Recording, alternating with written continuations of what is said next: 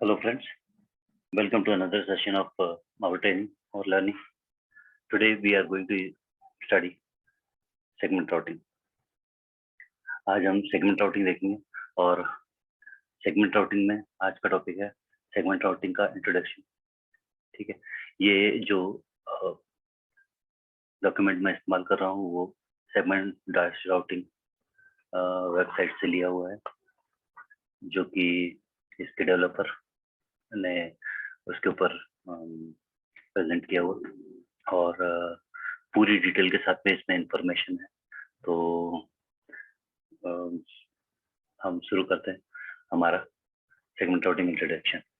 तो segment routing introduction के अंदर में हम जानेंगे कि सेगमेंट राउटिंग होती क्या है। सेगमेंट राउटिंग हमारे जो नॉर्मल आईपी बेस्ड राउटिंग होती है उसके विपरीत होती है, और जैसे कि जैसे कि आईपी राउटिंग है, आईपी राउटिंग के अंदर में कोई भी राउटिंग जो है is on the base of destination routing. वो डेस्टिनेशन के ऊपर बेस्ड रहती है कि डेस्टिनेशन को पहुंचने के लिए जो बेस्ट पाथ होगा वो वाला बेस्ट पाथ जो है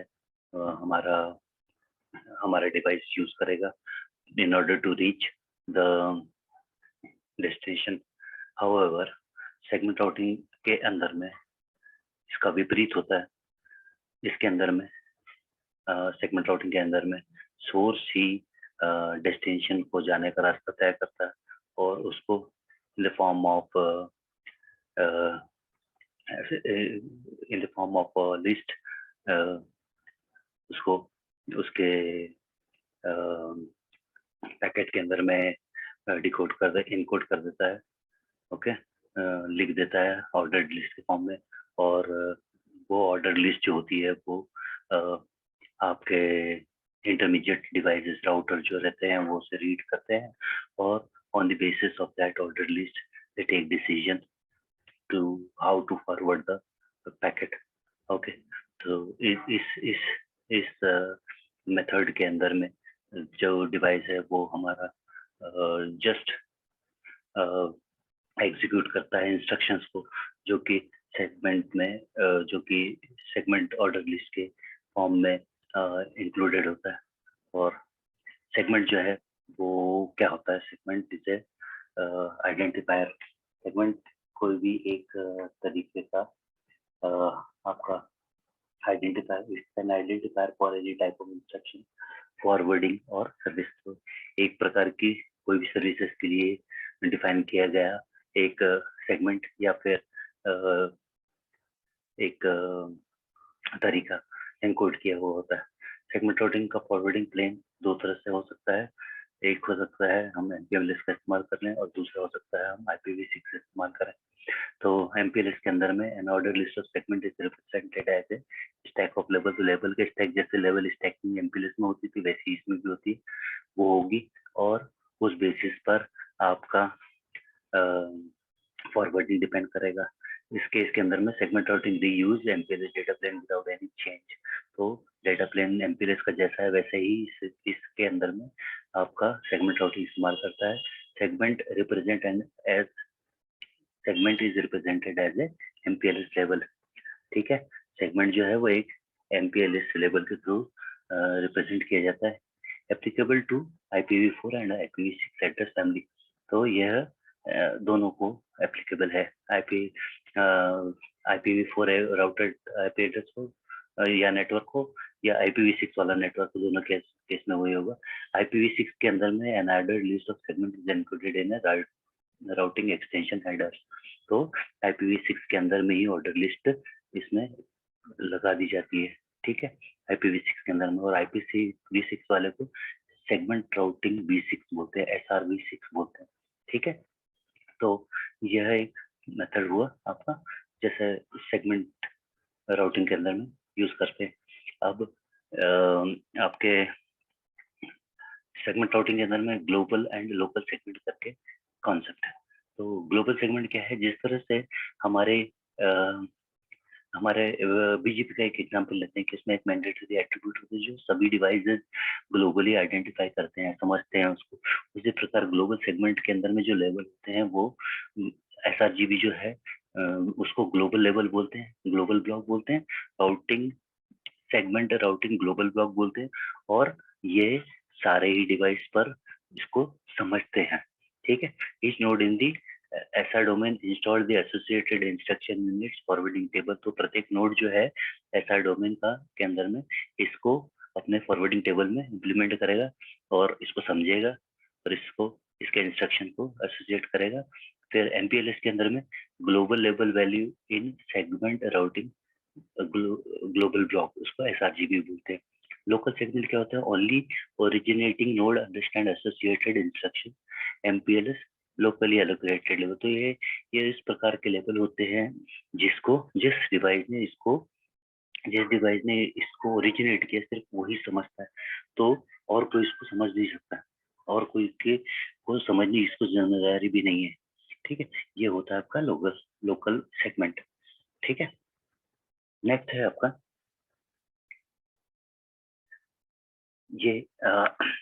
ये बनता कैसा है आपका? जो global segment always distributed as a label range. तो इसको बनाने का तरीका है, आप एसआरजी ग्लोबल वाले जो एसआरबी ये डिफॉल्ट जिसकी वैल्यू है 16,000 से 23,999 तक है, ये आप प्रत्येक डिवाइस पर कॉन्फ़िगर कर दोगे एसआरजी। और उसके बाद में दूसरी चीज जो कॉन्फ़िगर करोगे वो है इंडेक्स। इंडेक्स मतलब राउटर नंबर 1 को एक इंडेक्स दे दिया, राउटर नंबर 2 को 2 दे दिया, राउटर नंबर 3 को 3 दे दिया। ऐसे ही आप इसको आप अपने हिसाब से इंडेक्स दे सकते हो। अब उसको जो है इसको इसके अंदर में रिकमेंडेड जो है वो है कि आप सेम एसआरजीबी दो सभी डिवाइस पर। हालांकि आप 16,000 5 डिवाइस पर, एक डिवाइस को 18,000 भी दे सकते हो, लेकिन क्या होगा 16,000 और 18,000 अगर रहेंगे तो आप ही को बाद में समझने में प्रॉब्लम जाएगी। क्यों जाएगी? क्योंकि आपके पास डिवाइस 16,000 प्लस इंडेक्स, मतलब 16,000 और प्लस एक का इंडेक्स करेगा तो उसका हो जाएगा 16,001। उसका आइडेंटिफाइंग एसआरजीबी जो हो जाएगा वो 16,001 हो जाएगा। लेकिन जो आपने 18,000 जिसमें डाला था तो 18,001 हो जाएगा, ठीक है।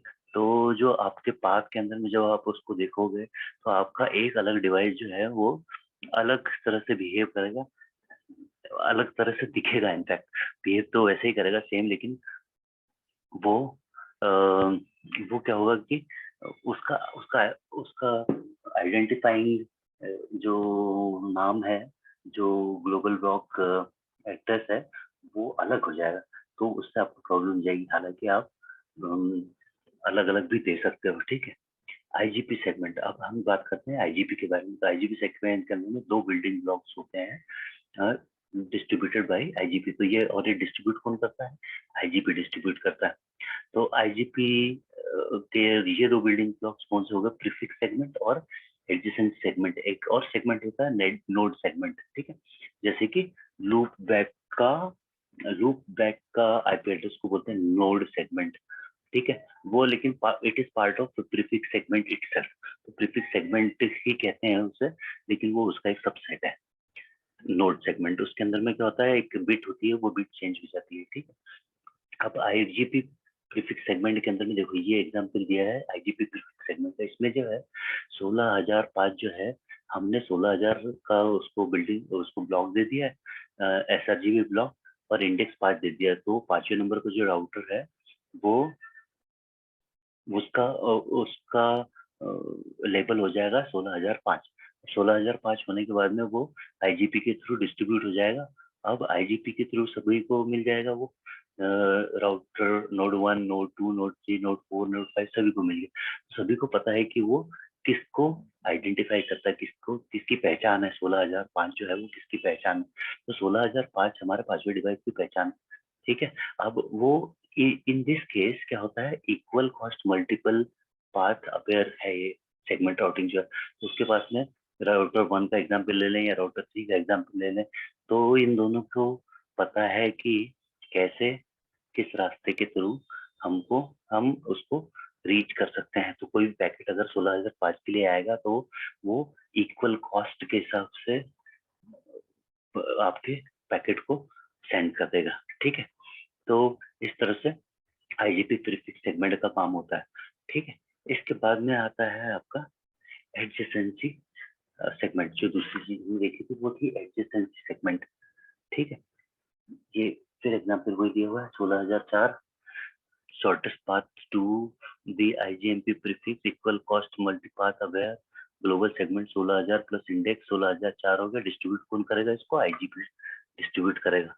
ठीक है, अब इसके आगे आता है आपका एडजेसेंसी सेगमेंट। ठीक है, IGP adjacency segment forward on the IGP adjacency local segment advertised as label value distributed by ISIS और OSPF। तो IGP डिस्ट्रीब्यूट करता है इसको और ये अपने पड़ोसियों को दिया जाता है, अपने पड़ोसी बेटर जो एडजेसेंट पोजीशन उनको सेंड किया जाता है। ठीक है, तो इसके पास में राउटर 2 के पास में दो एडजेसेंसी है। एक एडजेसेंसी बनी हुई है 24024 और एक बनी 24025। तो ये जो ब्लॉक है 24000 वाला बाय डिफॉल्ट ये आपके एडजेसेंसी के लिए है। ठीक है, डायनेमिकली असाइन होता है, ये डायनेमिकली बनता है। उसके बाद में ये फॉरवर्ड हो जाता है आपके दूसरे डिवाइस को। ठीक है, तो इस तरह से ये काम करता है।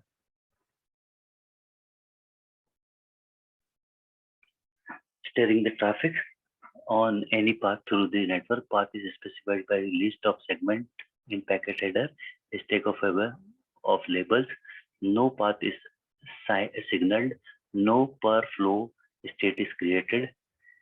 सिंगल प्रोटोकॉल ISIS और RSPF। तो ये इसके कुछ बेनिफिट है सेगमेंट राउटिंग के, कि कोई पाथ को सिग्नल नहीं करना पड़ता, जो कि जैसे कि RSVP में सिग्नल करना पड़ता है, सभी को बताना पड़ता है कि हमारा पाथ इस तरह का, उसकी बैंडविड्थ इतनी रहेगी, ऐसा कुछ नहीं करना पड़ता है। कोई RSVP में अगेन जो नोड रहते हैं आपके, वो नोड एक स्टेट मेंटेन करके रखते हैं, वो स्टेट मेंटेन करके रखने की जरूरत नहीं है। ठीक है, तो ये सब चीजें हैं, ये सब बेनिफिट्स हैं इसके, जब आप सेगमेंट राउटिंग का इस्तेमाल करते हैं तब। ओके, और इसमें प्रोटोकॉल जो रहेगा एक प्रोटोकॉल से काम हो जाएगा आपको। ठीक है, नेक्स्ट जो है वो हम देखते हैं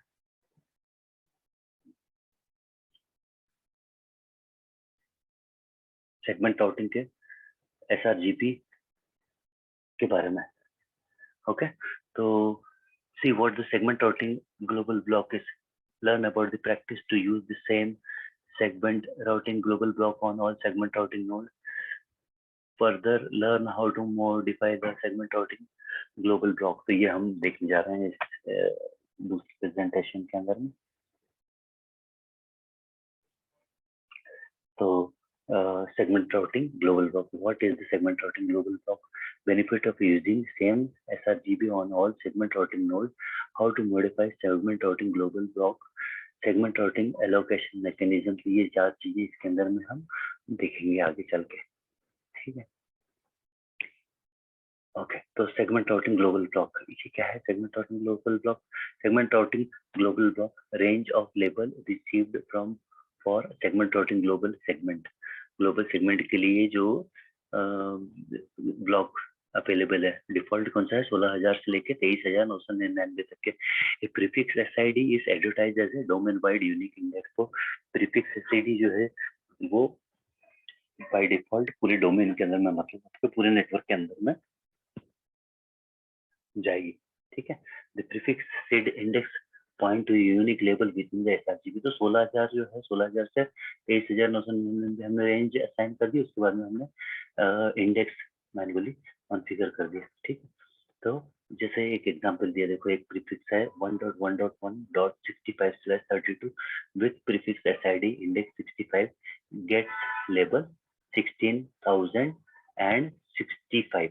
तो इसमें 16000 डिफॉल्ट आपका वो हो गया, आपका डिफॉल्ट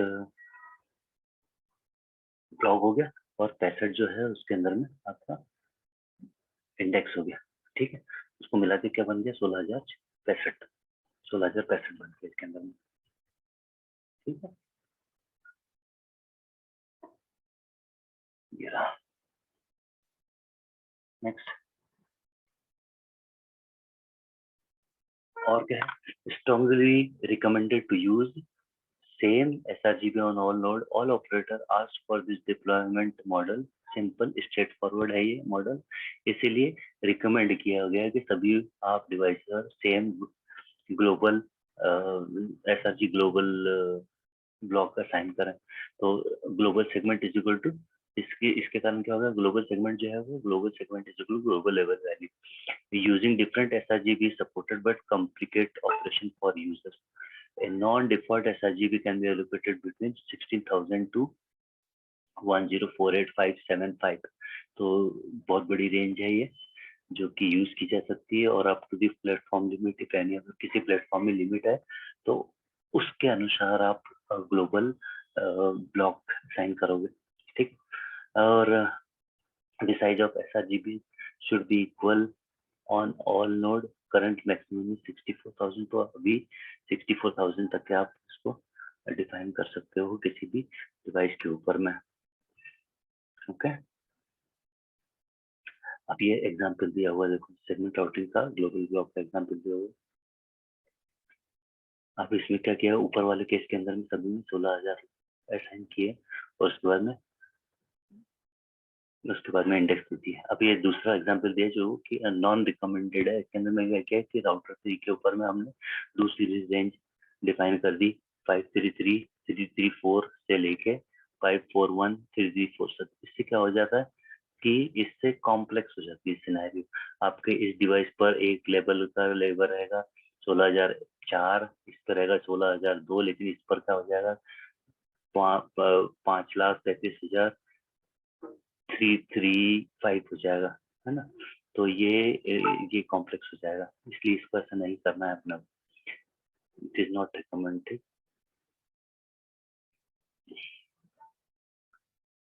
ओके, नेक्स्ट। ये वही एग्जांपल दिया हुआ। ओके, नाउ LSD क्या होता है, जैसे आपका एमपीएलएस के अंदर में एमपीएलएस का डेटाबेस टेबल बनता है, वैसे ये इसके अंदर में local label allocation is managed by label switching database. तो ये डेटाबेस मेंटेन करता है। MPLS application must register as client with LSD to allocate label. MPLS application are example, MPLS की एप्लीकेशन कौन सी है, IGP, LDP, RSVP, MPLS, static, तो वो सब LSD के अंदर में रजिस्टर करेगी, ठीक है। Label space carving of segment routing capable after release, even if segment routing is not enabled।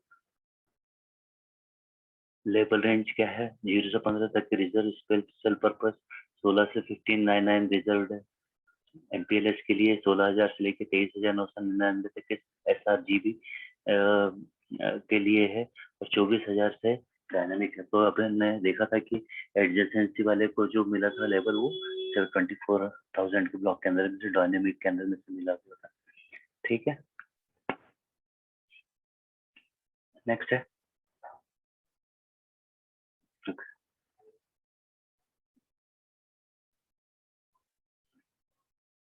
क्या बताया, label switch database. Most MPLS application use label dynamic allocated by LSD से डायनेमिकली असाइन करा वाले block use करते हैं ज्यादातर application, okay. एप्लीकेशनों के example है LDP, RSVP, L2 VPN, BGP, LU VPN, ISIS, adjacent seed, और SPF adjacent seed, T binding seed, etcetera. Dynamic label are allocated from the dynamic label range above the preserved dynamic label are allocated from the dynamically label range preserved RSGB label range। more detail later in the section, तो बाकी की detail बाद में आएगी।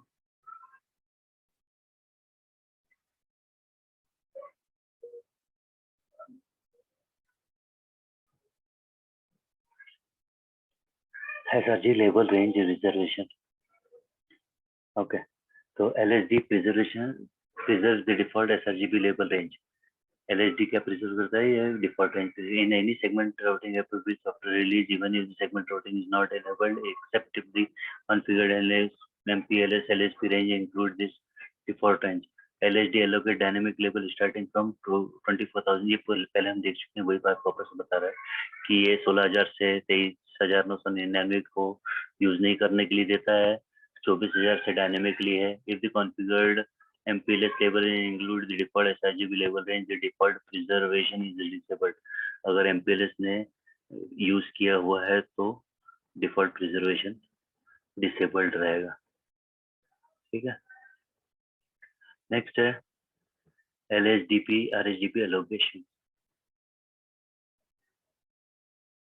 LHDP RHDP allocation example,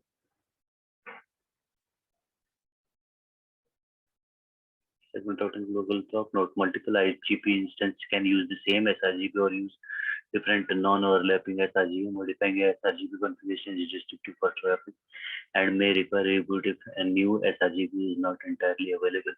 तो अगर आपको change करना है, मॉडिफाई करना है लेबलिंग स्कीम को, तो ये ध्यान में रखना होगी, उससे ट्रैफिक का आपका ट्रैफिक में डिस्ट्रप्शन हो जाएगा, ठीक है। तो मेंटेनेंस वगैरह लेकर ही करनी है ये चीज।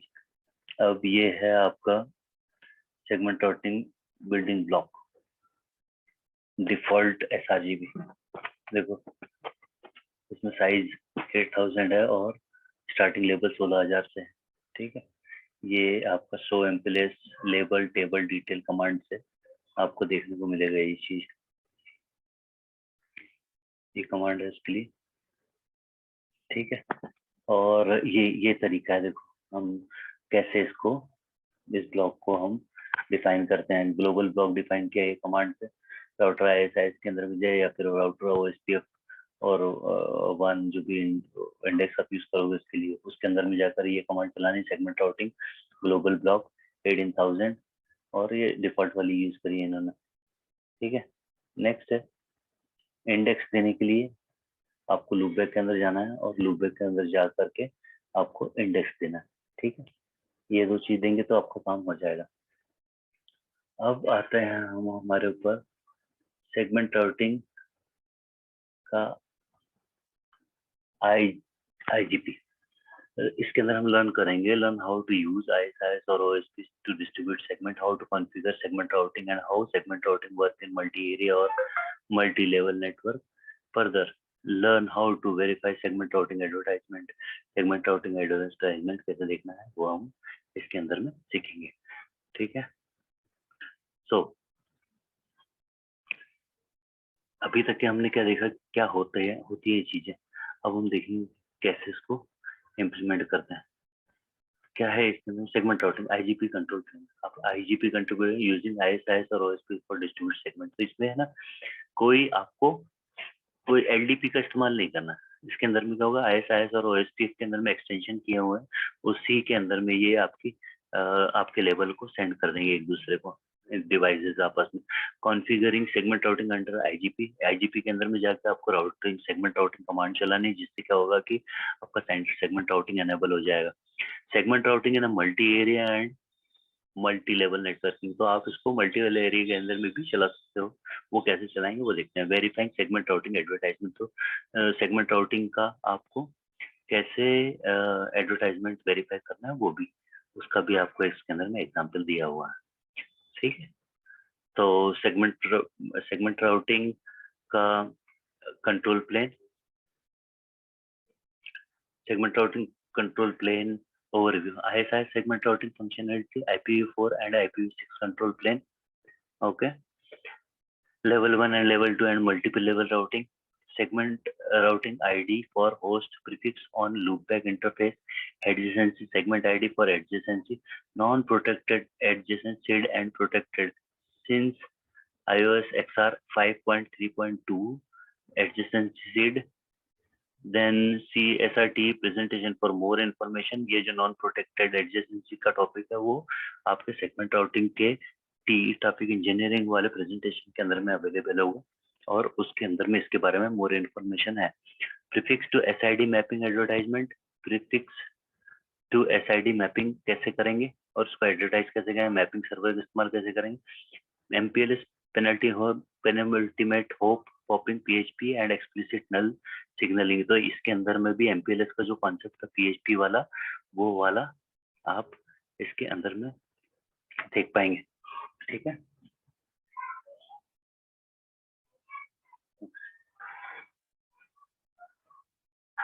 ओके, सो जो एक्सटेंशन की हम बात करते हैं वो एक्सटेंशन देखो, ये एक्सटेंशन है इसके अंदर में एसआर कैपेबिलिटी का टीएलबी है, आईएसआईएस के लिए प्रीफिक्स एसआईडी का टीएलबी है, और प्रीफिक्स एसआईडी का टीएलबी है, और टीएलबी 3 है के अंदर में है वो सारे, और प्रीफिक्स एसआईडी सब टीएलबी 3 के अंदर में ही है ये सारी इंफॉर्मेशन। तो ये आपका जो कंफ्यूजन या इंफॉर्मेशन आपको लग रही हो कि ये कहाँ जाएगा किस तरह से, तो वो इस तरह से जाएगा क्योंकि ये टीएलबी के फॉर्म के अंदर में आईएसआईएस राउटर कैपेबिलिटी सेंड कर देगा टीएलबी 2 के अंदर में, ठीक है। और बाकी लैन एडजेसेंट सीड है, और आपकी लेबल बाइंडिंग टीएलबी है, तो सभी चीजों के टीएलबी अलग अलग है। आईएसआईएस राउटर कैपेबिलिटी टीएलबी है, एक्सटेंडेड आईपी रीचेबिलिटी है, IPv6 आईपी रीचेबिलिटी है, तो काफी सारे टीएलबी इंक्लूड हुए हैं इन ऑर्डर टू फैसिलिटेट कि SRv6 हम आपके नेटवर्क में चला सकें। ओके, देन कम्स OSPF की भी इसी तरह की एक्सटेंशन है, वो भी सेम टू सेम वैसे ही, इसको भी देख लेते हैं। OSPF के ये रहा, OSPF के लिए OSPF add to the router information OPIC SLA type 4 SLA SR algorithm TLB और SID level range TLB, ये दो OPIC LSA में लगा हुआ है। OSPF define new OPIC LSA to advertise the SID LSA type 7 के अंदर में आ गया है, ये कुछ अपग्रेडेशन, कुछ इम्प्रूवमेंट। फिर LSA type 8 भी आया हुआ है, extended link OPIC LSA। Okay, तो ये OSPF और ISIS में दोनों के अंदर में आपके लेबल चले गए इस मेथड के द्वारा, ठीक है। इस एक्सटेंशन के द्वारा इनकी पर्टिकुलर इनकी वो भी दी हुई है, ड्राफ्ट भी दिए हुए हैं। ओके, नाउ सेगमेंट राउटिंग कैसे एनेबल करना है, तो किसी भी आपके आईजीपी प्रोटोकॉल के अंदर में जाना है, राउटिंग ISIS एड्रेस फैमिली के अंदर में जाना है, फिर मैट्रिक स्टाइल वाइड करना है, इट इज इम्पोर्टेंट। ओके, और उसके बाद में सेगमेंट राउटिंग MPLS ये कमांड चलानी है, enable SR for the MPLS data plane। और जो सेगमेंट राउटिंग कमांड है, सिर्फ सेगमेंट राउटिंग से enable SR होता है, उससे enable है ना। तो जैसे कि हमने देखा कि इसके अंदर में दो तरीका है, एक MPLS पे चला सकते हैं और एक IPv6 के ऊपर में चला सकते हैं, तो ये दोनों तरीके यूज कर सकते हैं। MPLS forwarding is enabled on all non-passive ISIS interface। Okay, adjacency SID are allocated and distributed to for all adjacency, non-protected adjacency and protected adjacency। ये वाले टॉपिक के लिए SRTE पे जब जाएंगे तभी इसकी मोर डिटेल अवेलेबल होगी, प्रोटेक्टेड वाली। नाउ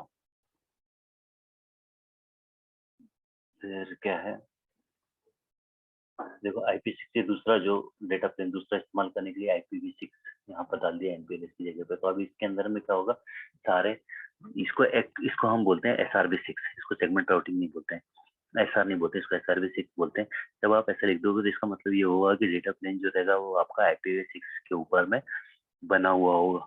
ओके, तो all of your segment list and ordered list will be included into your IPv6 packet itself. तो कोई दूसरे प्रोटोकॉल की जरूरत नहीं है, राउटिंग प्रोटोकॉल के अंदर में ही इसको आपने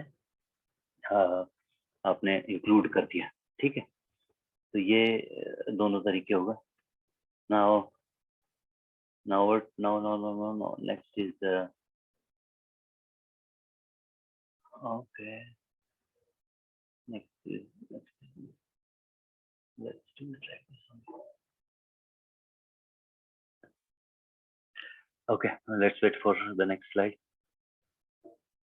सो यहाँ तक के I believe you understood what is happening. Okay, so now some recommendations which are given by the maker of this protocol. OSPF segment routing configuration recommendation, router OSPF segment routing MPLS segment routing forwarding MPLS, and a later release SR forwarding will be enabled by default। तो बाद की releases के अंदर में आपको ये वाली command चलाने की जरूरत नहीं पड़ेगी, ये बाय डिफॉल्ट आपको चल जाएगी। Segment routing forwarding MPLS must be configured to install SID received by OSPF in the forwarding table.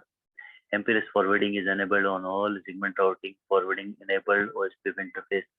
तो ये सभी इंटरफेस पर आपको सेगमेंट राउटिंग फॉरवर्डिंग आज की तारीख में करनी है, लेकिन बाद में इसको करने की जरूरत नहीं पड़ेगी, बाय डिफॉल्ट रहेगी। Adjacent seed are allocated and distributed for segment routing forwarding enabled adjacency. तो adjacency वाला जो है वो कॉन्सेप्ट जो है वो फॉरवर्डिंग के अंदर में एनेबल हो जाएगा इस कमांड से। आज अभी के समय में, बाद में ये भी नहीं करना पड़ेगा, ये डिफॉल्ट फीचर हो जाएगा फिर आपके सॉफ्टवेयर का। configured under OSPF instance is recommended but can be customized. तो OSPF instance के अंदर में करना है, लेकिन इसको कस्टमाइज किया जा सकता है। OSPF configuration. Next is okay, enable an OSPF interface configuration on in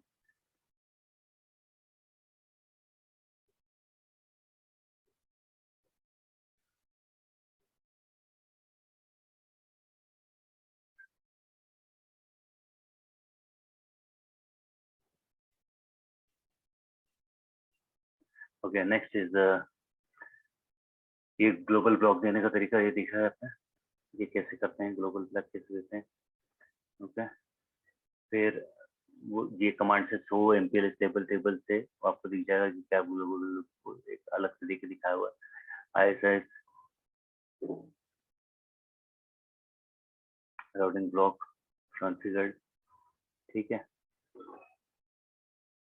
ये कमांड दी हुई है और इसके अंदर कैसे करना है।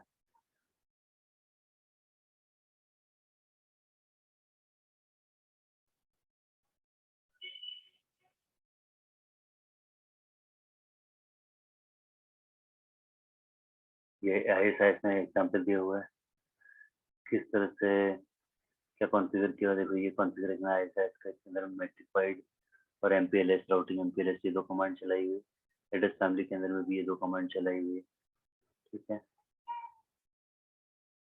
ओके, OSPF SRGBin OSPF के अंदर में क्या है,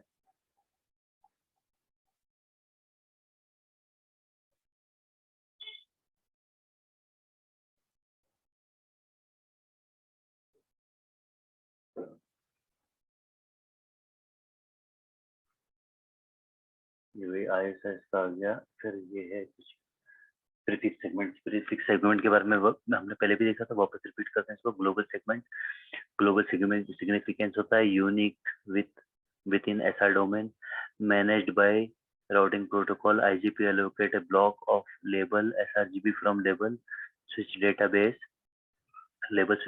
के अंदर से अलॉट होता है। IGP allocates a block of label, manually configure किया जा सकता है इसको under IGP enabled loopback interface only /32 or /128 prefix in the global routing table.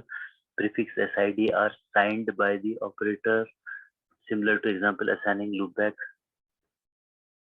address। जैसे loopback असाइन करते हैं वैसे ही है ये भी, आप ग्लोबल ब्लॉक असाइन कर सकते हैं।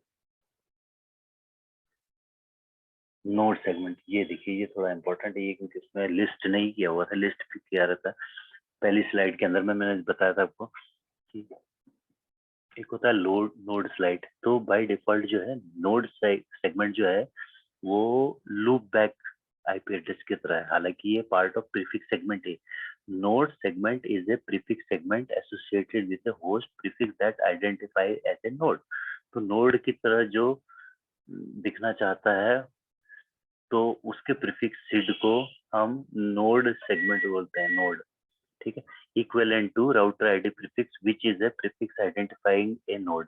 तो अपना राउटर आईडी जो होती है वो आपके नोड के को दर्शाती है, उसी प्रकार ये भी होता है।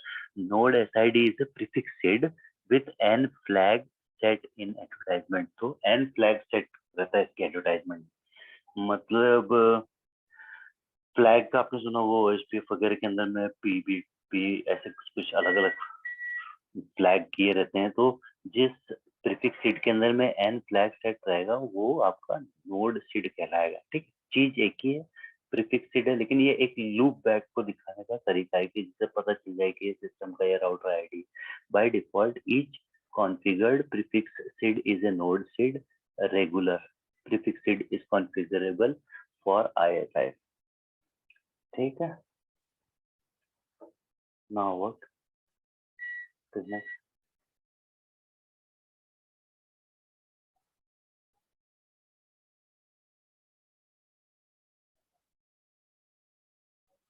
ओके, तो ये हुआ। अब हम ये देखते हैं क्या है प्रीफिक्सेड और नोड सीड कॉन्फ़िगरेशन। कैसे प्रीफिक्सेड कॉन्फ़िगर करेंगे? देखो ये तरीका था प्रीफिक्सेड। हमने पहले जो देखा था वो क्या था, sRGB असाइन करने का तरीका था। वो आपको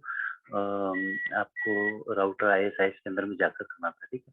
लेकिन जो ये इंडेक्स है, या फिर जिसको बोलना चाहिए कि इसको करने के दो तरीके थे। एक था एब्सोल्यूट तरीका, मतलब आप सीधे सीधे इसके अंदर में एक वैल्यू डाल दो, उसको बोलते हैं एब्सोल्यूट। लेकिन जब हम मोर इजी तरीका यूज करते हैं, वो कैसे करते हैं कि हम ISI के अंदर में जाके ग्लोबल ब्लॉक को डिफाइन कर देते हैं और यहाँ पर आके प्रीफिक्स सीट के आगे इंडेक्स लिख के इंडेक्स डाल देते हैं। तो इंडेक्स हमने अगर 1 डाला एक राउटर पे, तो sRGB प्लस इंडेक्स हो जाता है वो, तो कितना हो जाएगा 16,001 हो जाएगा। यदि मैंने 5 डाला है किसी राउटर के ऊपर में, तो क्या हो जाएगा 16,000 आपका नॉर्मल ब्लॉक का sRGB ब्लॉक, ठीक है। तो 5 मैंने डिवाइस पे डाला तो कितना होगा 16,005 हो जाएगा। तो ये इसका तरीका है आपके इंडेक्स को डिफाइन करने का। इंडेक्स कहाँ जाके डिफाइन करते हैं? ISIS के अंदर में या किसी भी IGP के अंदर में जाके इंटरफेस लूपबैक के अंदर जाके आप उसको असाइन कर देते हो। Prefix SID can be specified using an absolute value within the sRGB और an index offset from the lower bound of the sRGB। तो इंडेक्स को भी यूज करके आप उसको डिफाइन कर सकते हो, ठीक है। ओके, नेक्स्ट इज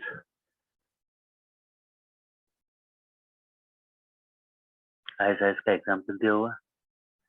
तो ISIS के एग्जांपल में देखो, लूपबैक के अंदर में जाता है, ब्लू कलर जो है वो IPv4 के लिए है और ग्रीन कलर जो है IPv6 के लिए। तो सेगमेंट राउटिंग के अंदर में हम गए, हमने IP लूपबैक को IP एड्रेस दिया। फिर उसके अंदर में राउटिंग प्रोटोकॉल के अंदर में गए, IGP के अंदर में गए और वहां पर हमने IGP फैमिली एड्रेस फैमिली के अंदर IPv4 यूनिकास्ट में जाकर मैट्रिक स्टाइल वाइड करी और सेगमेंट राउटिंग MPLS करा, ठीक है। ये कर दिया आपने और फिर लूपबैक में जाके आपने प्रीफिक्स SID आइदर एब्सोल्यूट में देखो जैसे 16,001 उसने लिख दिया पूरा पूरा, है ना, वैसा कर दिया, या फिर प्रीफिक्स SID इंडेक्स अगर डाला तो 1 डाल दिया। तो ये हो गया आपका सेगमेंट राउटिंग का कॉन्फ़िगरेशन, ठीक है।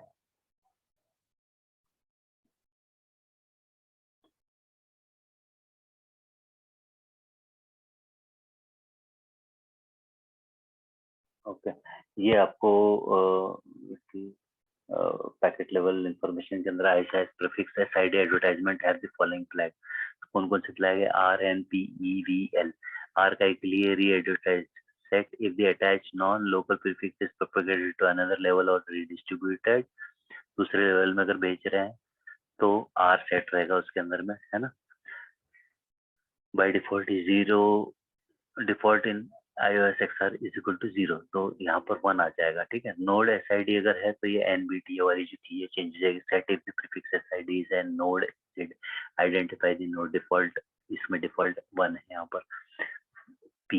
पी बिट जो है नो PHP, तो MPLS के अंदर में हम PHP डिसेबल्ड कर देते थे जब हमको नहीं चाहिए कि पेनल्टीमेट होप डिवाइस जो है वो पैकेट को स्ट्रिप करके भिजवाए। हम चाहते थे कि हम खुद ही डेस्टिनेशन पर उसको स्ट्रिप करें। दैट केस हम उसमें चेंज कर देते थे, ठीक है। नो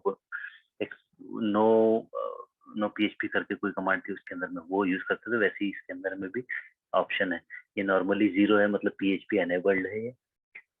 इसमें PHP होगा मतलब सेकंड लास्ट होप जो है वो पूरा पैकेट को स्ट्रिप कर देगा सब चीजों से और फिर जो उसको हम बोलते हैं पेलोड भिजवा देगा, ठीक है। नाउ एक्सप्लिसिट नल का ऑप्शन के लिए ई है। Value V set if prefix SID carry a value always unset. Local set if the prefix SID has local significance. अगर लोकल सिग्निफिकेंस है तो ये वाले L वैल्यू जो रहेगी वो आप ओके ओके, सो नोड एसआईडी के अंदर का तो एन फ्लैग आपको समझ में आ गया था। ये एन फ्लैग क्लियर करने के लिए जो कमांड है वो है to clear N flag configure N anycast the N flag should be clear for anycast SID. Anycast का अगर हम इसके अंदर में एनीकास्ट का भी कॉन्सेप्ट है जो IPv6 में भी जैसे एनीकास्ट होता है कि जो क्लोजेस्ट रीजन में आपका सर्वर होगा उसको वो आपके क्लाइंट को सर्व कर देगा। In that case we use anycast. So if you have a network, okay just a moment, call I.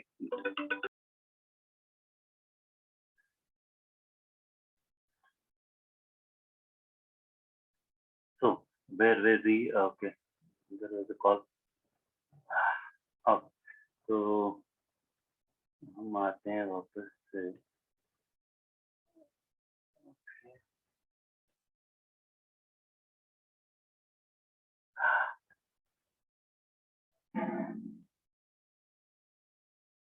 Okay, N flag के ऊपर बात करते हैं।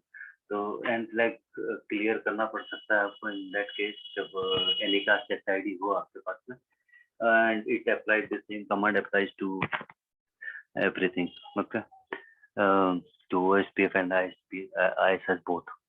So that is the thing. Again, the next thing which is here is ISIS nodes SID flag and flag example. तो ये example दिया हुआ है flag का और प्रीफिक्स एसआईडी एब्सोल्यूट और उसके साथ में उसने देखो एन फ्लैग क्लियर करके कमांड डाल दी और उसका आउटपुट भी दिखाया हुआ है।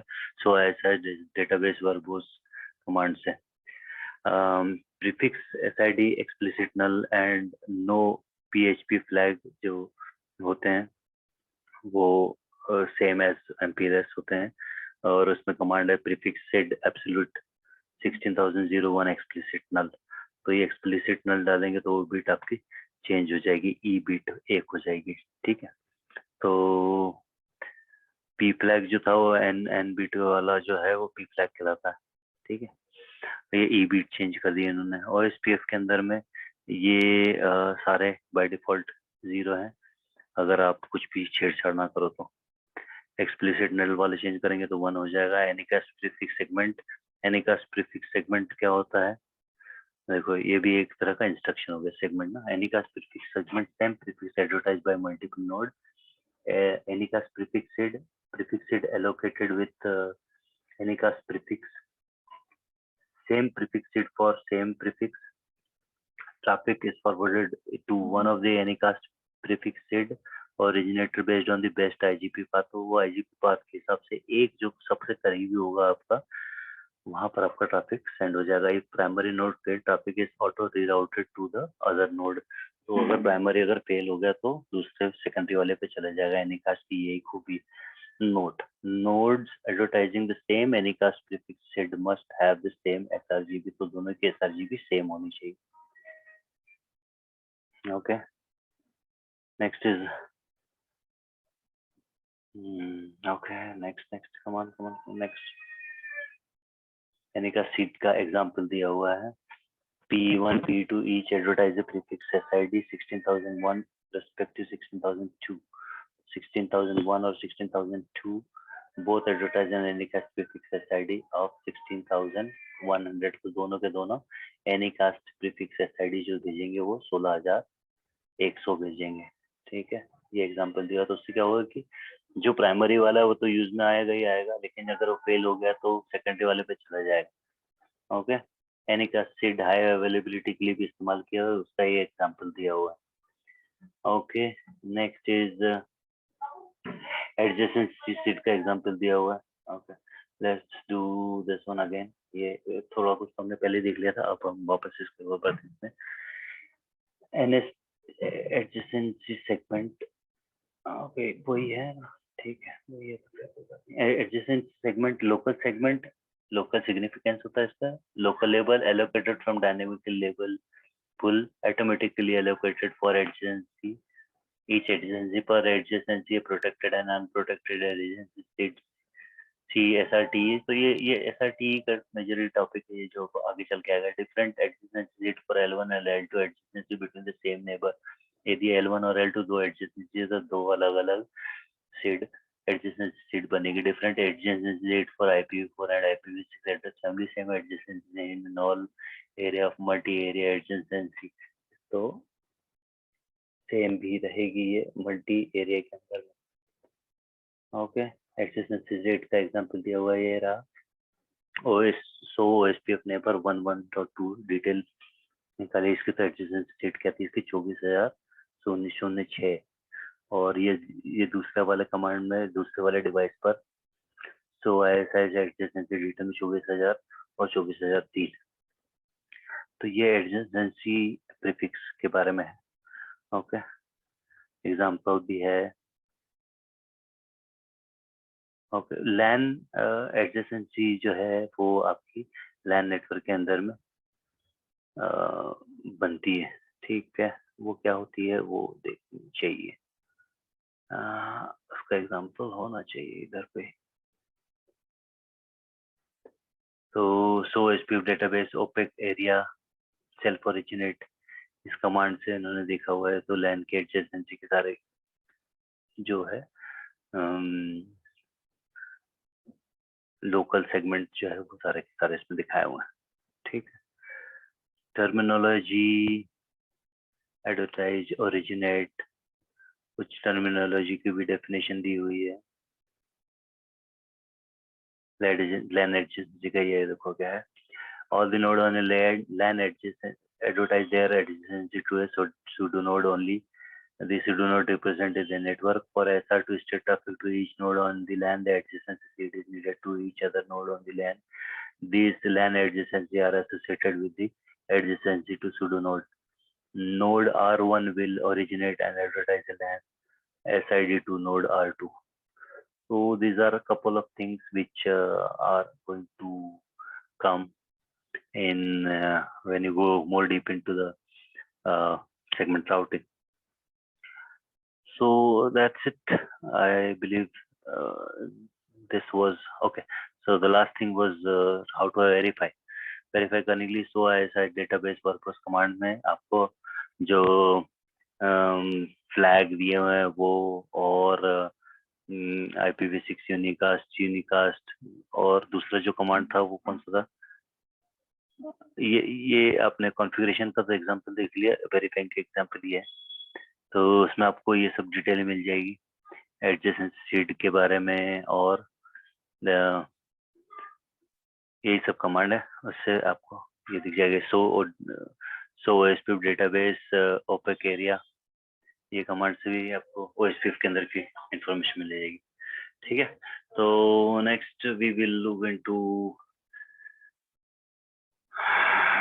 next topic. We will take again in the same thing. We will take हम वापस इसको एक बार एक बुक के पर्सपेक्टिव से देखेंगे OSPF का सेगमेंट राउटिंग का डिटेल.